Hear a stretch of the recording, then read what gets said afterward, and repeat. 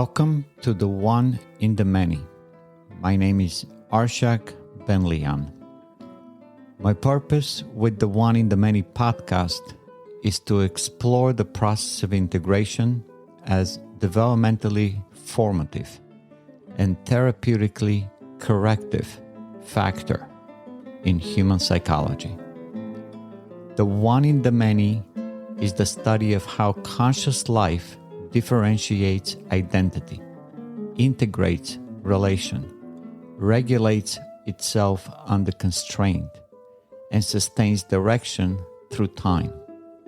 Subscribe to the One in the Many podcast and connect with me by writing to abenlian@oneinthemany.net.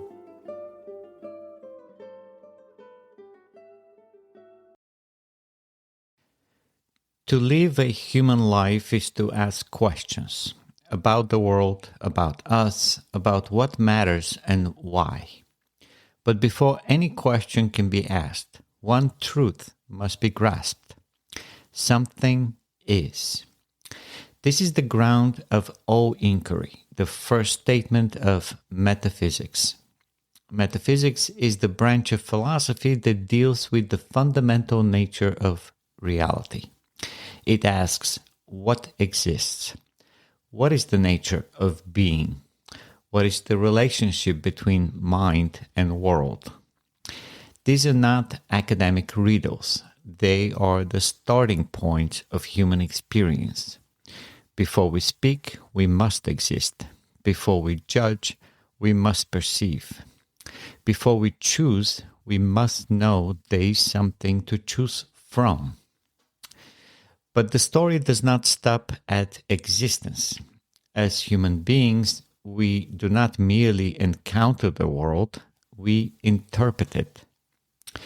We live in two simultaneous dimensions, the real, which is objective and external, and the existential, which is personal and internal. Between them lies the breach of consciousness, our capacity to perceive, to integrate, and to assign meaning. This journey from metaphysics to meaning follows a natural progression across the human experience. Everything begins with reality. Existence exists, as Ayn Rand pointed out. And things are what they are. This is the law of identity. A is A. The child's first breath is not symbolic, it is real. His first pain, his first sensation of warmth, the feel of his mother's touch, these are not thoughts or wishes, they are facts. Metaphysically, this is the moment we begin to be. But it is also the moment when the self begins to form. Not as a concept, but as an organism reacting to the world. The self is born into the many of sensations, impressions, changes, and stimuli. It seeks not only to survive, but to organize. It is the principle of integration already at work, seeking coherence where there is chaos. Soon, perception becomes recognition.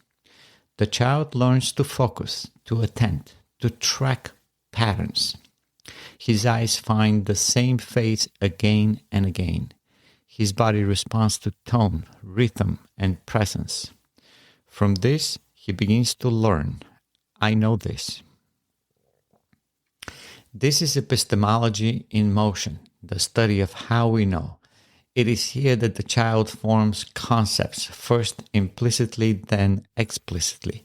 He learns to distinguish hunger from fatigue, mother from stranger, now from later. His mind begins to organize the many into identifiable units, the precursors of knowledge.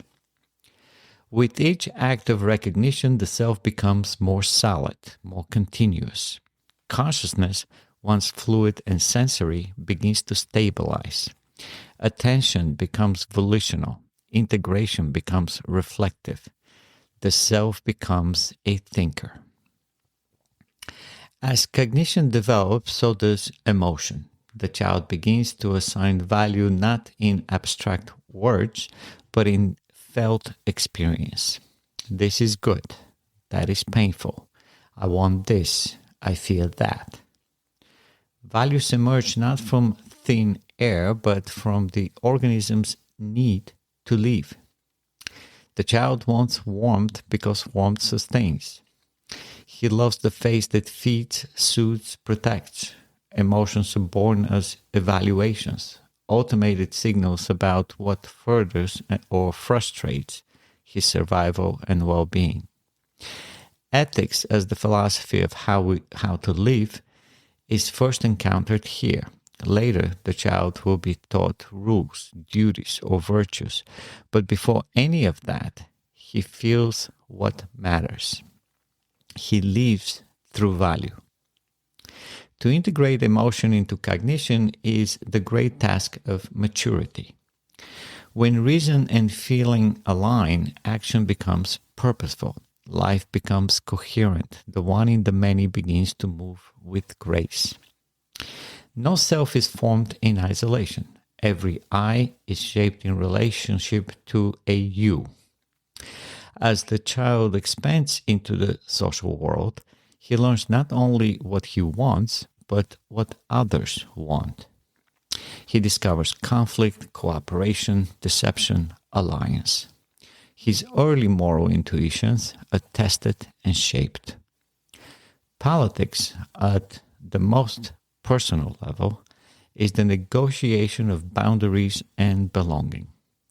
The family is the first polity, the playground, the first democracy.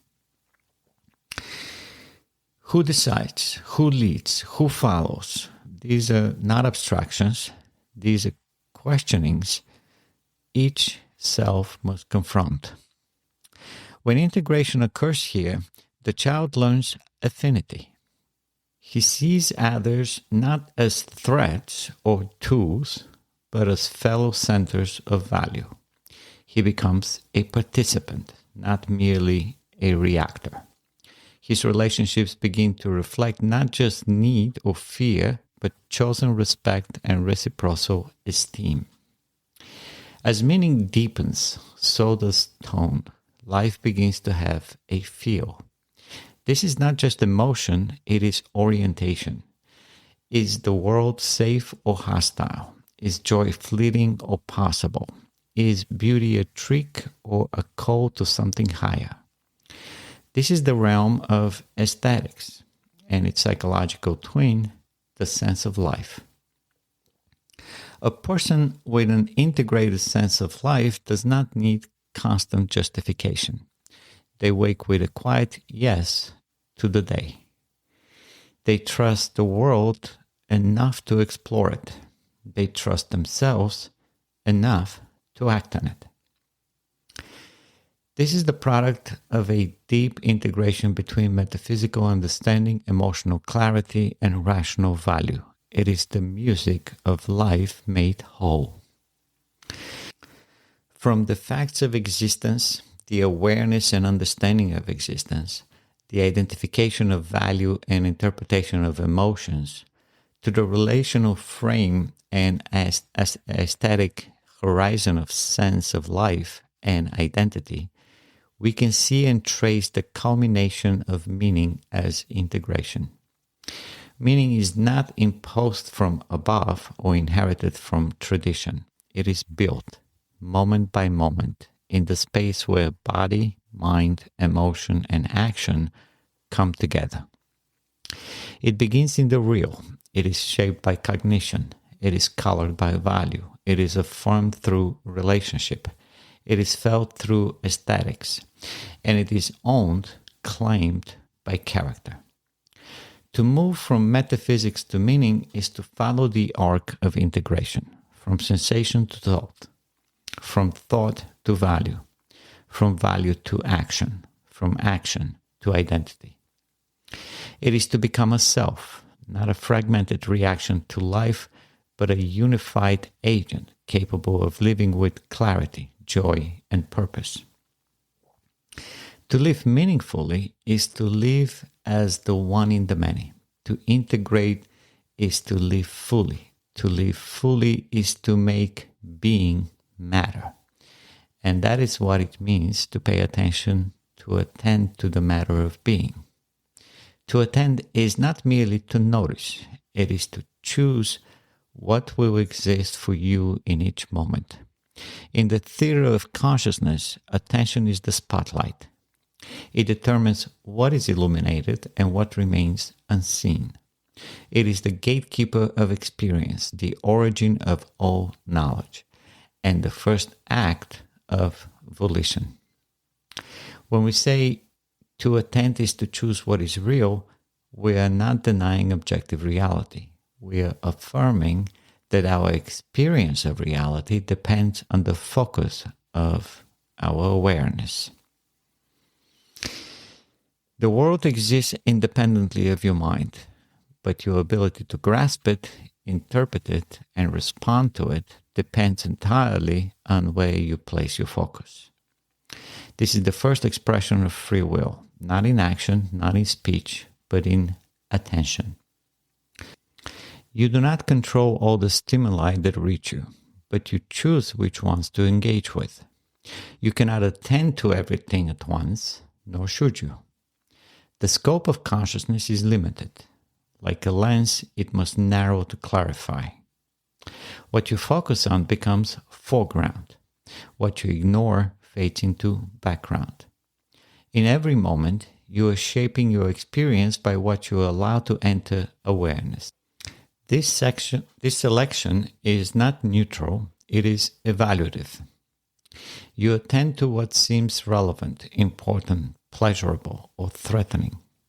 Your values, conscious or subconscious, govern your attention.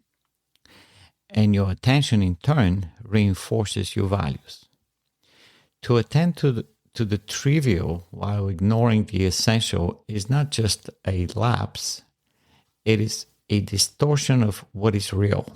Likewise, to direct your attention to what is true, significant, and life-affirming is to create an inner world that reflects reality with greater fidelity. In this sense, attention is the first act of integration. It gathers the many fragments of perception, selects the meaningful, and holds them together in conscious focus. Without attention, there is no awareness. Without awareness, there is no knowledge. Without knowledge, there is no self.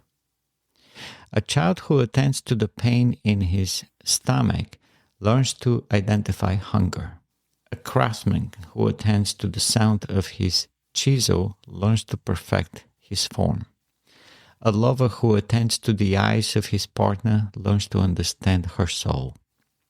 Attention is the act by which we make things matter, not only in the mind, but in the heart and in the body.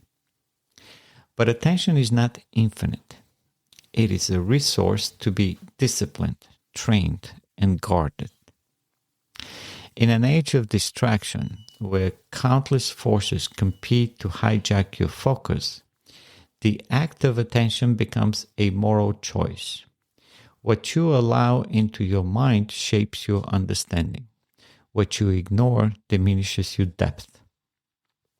To attend, then, is to act. It is to exercise sovereignty over your consciousness. It is to say, this is what I will bring into existence for me. It is to begin the work of thought and to take the first step in building a self who knows, acts, and loves in accordance with reality. To attend is to choose what is real, and from that choice, all others follow. Every human life is lived on two intersecting planes, the real and the existential. These are not alternate worlds, nor conflicting domains. They are the two axes of being, the objective world that exists independently of us, and the lived world we interpret and navigate as selves in motion. The real is what is. It is the totality of existence, governed by identity, causality, and the laws of nature. It does not ask for our consent. It is not shaped by our hopes, fears, or intentions. It simply is. Rocks fall, stars burn, seasons change, wounds bleed, and time moves forward, whether we notice, care, or understand. This is the metaphysical axis. Existence exists. The existential, by contrast, is not what exists, but what exists for us. It is the human dimension of experience. The world is encountered, interpreted, evaluated, and expressed through consciousness. The existential is the domain of meaning, what something means to me, what matters, what is worth pursuing or avoiding, what I choose to value, create, or become. To be a human being is to live at the intersection of these two axes. The newborn body is real, measurable, physical, biological, but the self that emerges from it, the infant's dawning awareness of hunger, warmth, comfort, and presence, is existential. The self function without reflection, but to experience that function is to stand on the axis of interpretation. A tree is real. It has leaves, roots, photosynthesis. But to the poet, the lover, the refugee, the survivor, the same tree means vastly different things. The existential arises not from the tree itself, but from the relation of the self to the real. This distinction clarifies many of the tensions we encounter in philosophy, psychology, and even daily life. Metaphysics asks, what is? Psychology asks, what does it mean to you? Science uncovers the real, the structure of DNA, the orbit of a planet, the chemistry of the brain. Art reveals the existential, the mystery of family, the longing for home, the terror of death, the triumph of love. The real is known through perception and reason. The existential is known through experience and reflection. But these two axes are not separate, they are interdependent. Your experience of what is real depends on the fidelity of your consciousness. If your mind is clear, rational, focused, principled, then your existential axis will reflect the real. You will respond to the world in ways that preserve and enhance your life. You will feel pride, love, serenity, and joy, not as delusions, but as earned responses to genuine values rooted in existence. But if your consciousness is compromised by contradiction, avoidance, or falsehood, then the existential becomes a distortion. You may feel anxiety in response to nothing, rage at shadows, despair over illusions. Your emotions may no longer track reality, they begin to track internal chaos. In this way, integration between the real and the existential is the foundation of psychological health. To live fully, we must see that reality is the grounding of value, and that value is the organizing principle of experience. The world is not our enemy, nor our servant. It is our context. It is what we must understand to act, and what we must accept in order to grow. When the existential breaks from the real, we suffer. When the real is given no existential significance, we drift. But when the two are integrated, we flourish. The philosopher seeks truth in the real. The psychologist seeks meaning in the existential. The self must unify both, to see clearly and to care rightly.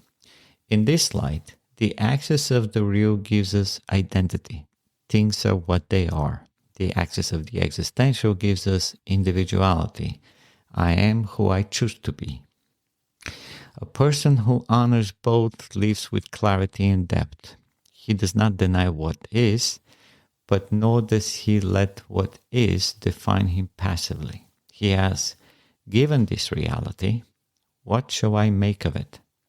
And in asking, he becomes a self, not a ghost observing the world, but an agent in it. The broken human being is fractured along these two lines. Either he denies the real and floats in fantasy, or he lives in bare fact without meaning. The whole human being lives at their intersection. He stands, as it were, on 2 feet, one grounded in nature, the other stepping forward in purpose. He becomes in time the one in the many.